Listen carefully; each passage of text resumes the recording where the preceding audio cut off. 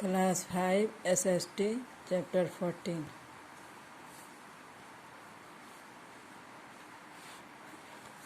पिछले क्लासों में बताया गया था किस तरह से ब्रिटिश अपना नीति अपनाया और यहाँ पर राज करने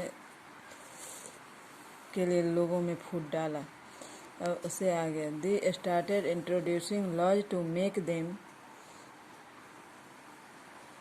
इवन मोर पावरफुल। वे धीरे धीरे अपने नियमों को बनाने लगा, नियम को लागू करने लगा और वह धीरे धीरे और भी ताकतवर बन गया। Some of these were subsidiary alliance and doctrine of lapse. उसमें से कुछ सब्सिडरी अलायंस और डॉक्ट्राइन ऑफ लैप्स के थे।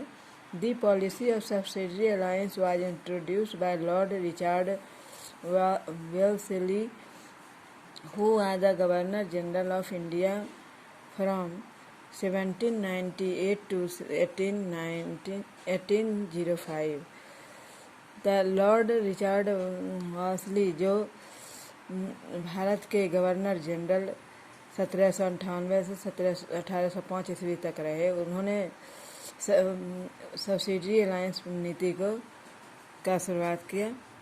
According to the terms of this policy, Indian rulers under British protection had to give up their native armies and instead maintain British troops within their state। तब भारतीय ruler अंग्रेजी protection के अधीन था। जो native army थे, वहाँ के जो आर्मी थे, फौज,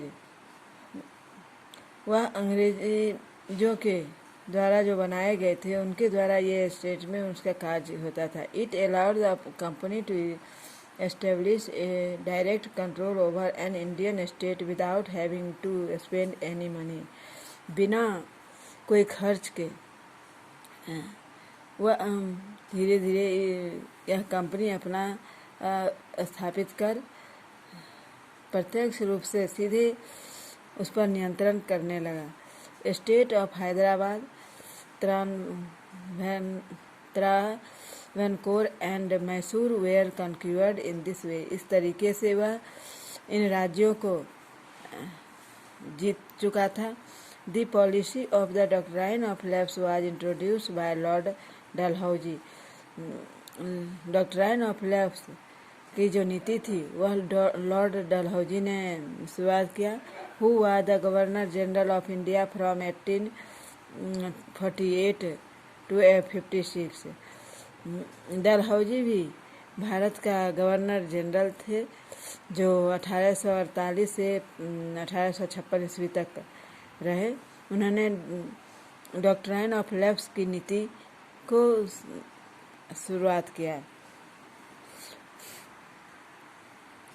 If, according to the term of doctrine of lapse policy, if any Indian rulers who was supported to or created by the British government die without leaving behind a natural male heir,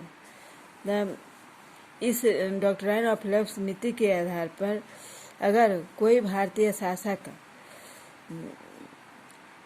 अपना कोई भी उत्तराधिकारी या कोई सहारा के जब वो मर जाता था, तो British without living behind a natural male heir, यानी पुरुष जाति के कोई ही अगर लड़का उसको राजा को नहीं होता था, शासक को, तो वह which had to be the ruler own son, जिसको बेटा शासक वहाँ का राजा बेटा नहीं होता था, वो शासक नहीं होता था, then the territory and its wealth would be considered to have left and taken over by the British.